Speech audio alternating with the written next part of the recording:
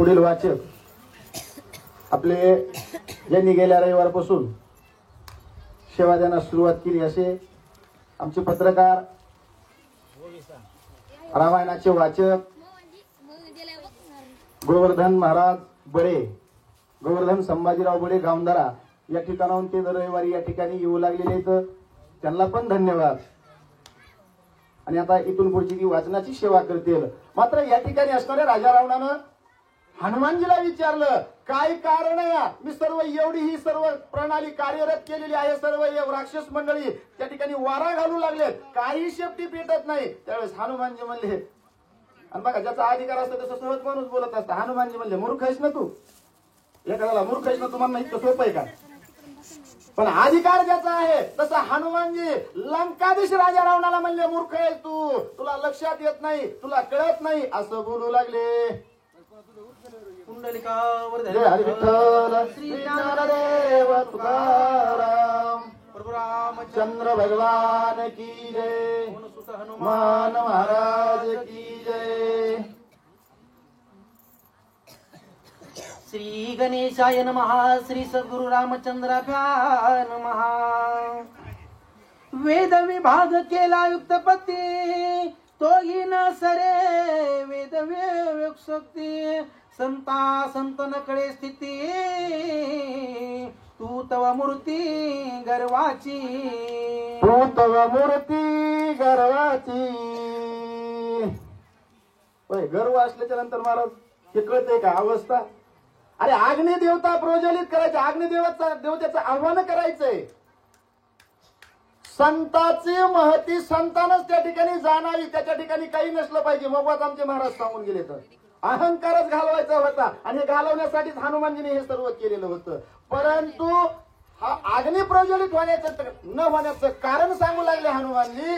तू तर म्हणले गर्वाची असणारी त्या ठिकाणी अहंकाराची मूर्ती आहे, आणि म्हणून करता तुझ्या ठाई भरपूर असणारा अहंकार आहे, गर्व आहे, म्हणून हे कार्य तुझं सिद्धीला जात नाही. ही असणारी अवस्था किंवा ही असणारा त्या ठिकाणी तुझ्या लक्षात येत नाही, म्हणून सांगतात. संता संत विवेकानुवी, समूळ नाही ज्याचे जीवी. त्या सीन साजे राज पदवी, व्रता गर्वी तू रावणा, व्रता गर्वी तू रावणा.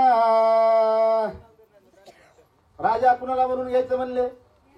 नुसती राजाची पदवी शोभल्या जात नाही. चंद्र तेथे चंद्रिका, शंभू तेथे अंबिका, संत तेथे विवेका आसने कीजे. तसा विवेक विचार ज्याच्या ठिकाणी नाही त्याला नुसतं राजा म्हणून जमत नाही. तुझ्या ठिकाणी गर्व विराजमान आहे म्हणले, अहंकार विराजमान आहे, आणि विवेक विचार नाही त्या ठिकाणी. संताला ओळखण्याची दृष्टी नाही, अंतकरण शुद्ध नाही, अशा अनेक शब्दामध्ये हनुमानजी राजा रावणाला सांगू लागले. आणि म्हणून करता हे तुझं कार्य सिद्धीला जात नाही, म्हणून मूर्ख या शब्दाला तू त्या ठिकाणी पात्र आहेस, असं बोलू लागले.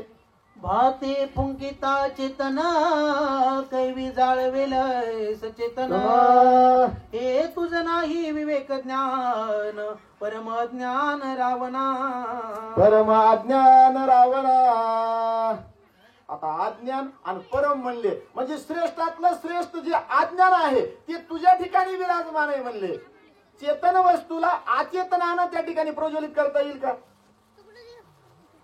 मग हे लक्षात यायला पाहिजे का नाही? किती अज्ञान आहे म्हणले, आणि ह्या अज्ञानामुळे म्हणले जी चेतन वस्तू आहे त्या चेतन वस्तूला चेतनानंच प्रज्वलित करता येत या, म्हणून अचेतन वस्तूनं चेतनाला त्या ठिकाणी प्रज्वलित करता येत नाही. शेवटी हे चेतन होत्या ना, आणि अचेतन म्हणजे भातन वारान भानगडी हे तुम्ही तिथं चालले का म्हणले कार्य करायला? हे कसं शक्य आहे? अरे किती मोठा अज्ञान आहे म्हणले तुमच्या ठिकाणी असणार, आणि म्हणून करता ही शेपटी असणारी त्या ठिकाणी काय होत नाही, प्रज्वलित होत नाही, म्हणून सांगू लागले.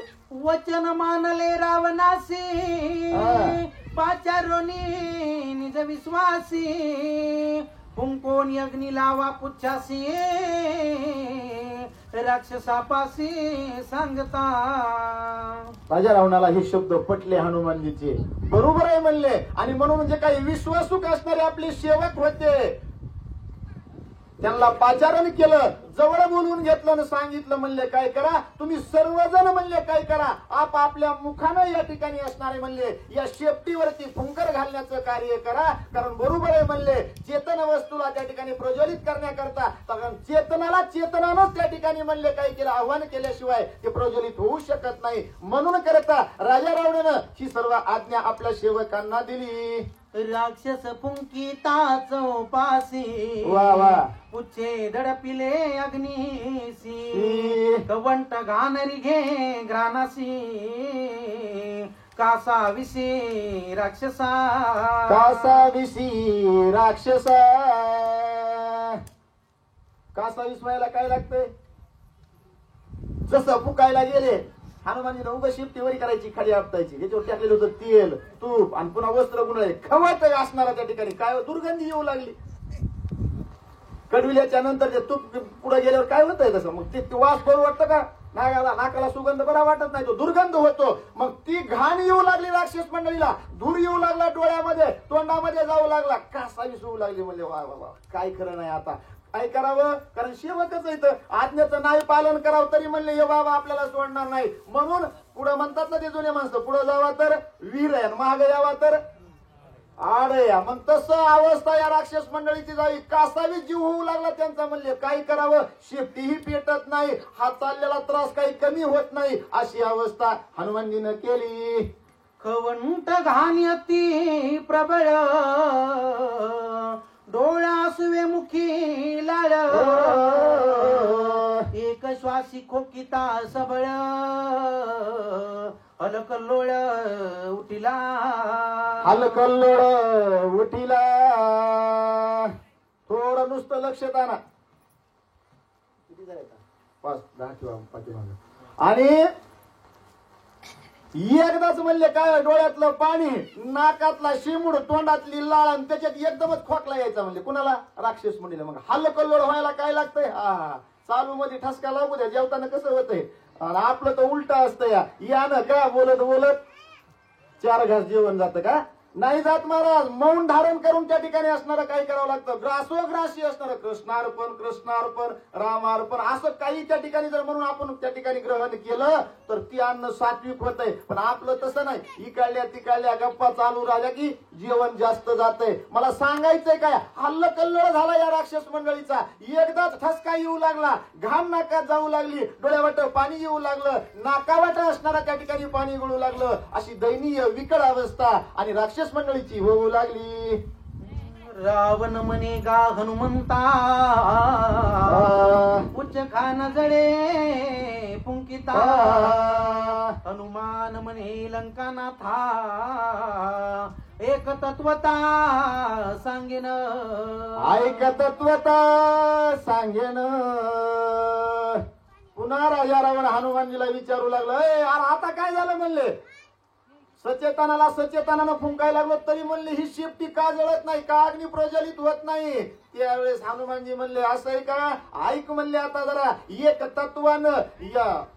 तत्व नाम द्रव्यधरी मनान हरिष्य करू नाही, कुठल्याही नामावरती एक तत्व पाहिजे. तसं एक तत्वानं ऐका म्हणले, याचं काय कारण झालंय, काय वर्म चुकलंय. हनुमानजी पुढे सांगतात, गृहस्थी आमंत्रण निदिता भोजनान एव वेयतिता दैवीत्वान पुंकिता अग्नि सर्वथा प्रज्वलेना अग्नि सर्वथा प्रज्वलेना. अग्नि प्रज्वलित कसा होईल.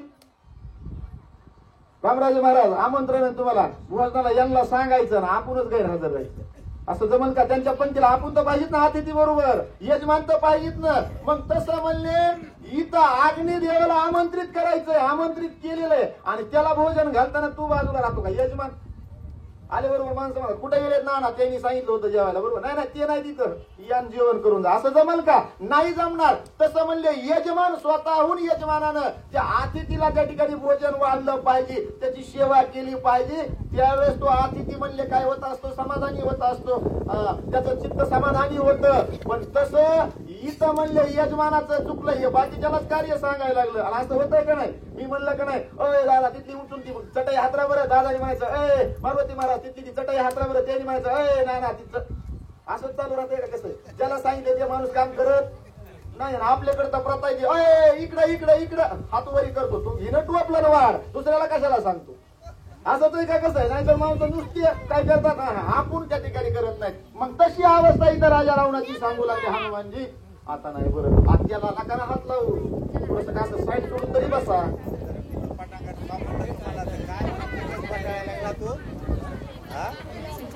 गलीमध्ये पडलं नाही, तीन चांगल्या चला ते असं धरून तिकडे हात ग्रहस्थे न करिता ब्रह्मार्पण आपोषण न घेती ब्राह्मण अग्निना फुंकिता रावण हुताशन प्रज्वलेना हुताशन प्रज्वलेना.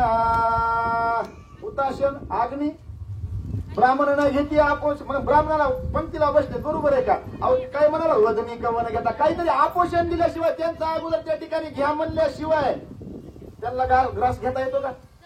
असंच बसले की चला आपलं करता चालूया बरोबर, मागच्या पंक्तीला येऊ सुद्धा पुढच्या हा असं नाही.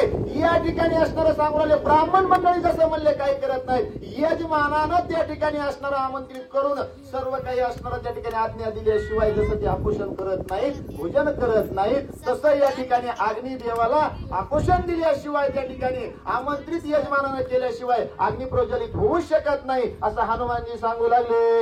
एक मुखे हे फुंकिते दहा मुखे तुझ आहे ती तुवा फुंकिली अलंकापती उच्च प्रदीप्ती हुताशने.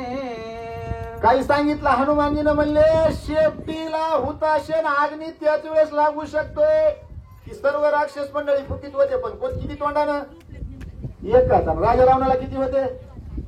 10 होते का? आणि मग 10 तोंडानं म्हणले त्या ठिकाणी फुंकर घातल्याच्या नंतर म्हणले काय होईल? तो अग्नी प्रज्वलित होईल. यांच्या एका मुखानं काही त्या ठिकाणी म्हणले अग्नी प्रज्वलित होऊ शकत नाही असं त्या ठिकाणी हनुमानजी सांगू लागले.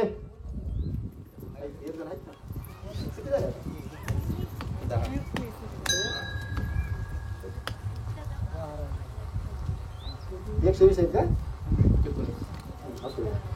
इकडे घ्या पानावर या तोवर काहीतरी घ्या तोवर. बोला बोला बरे बाबाच्या नावाने.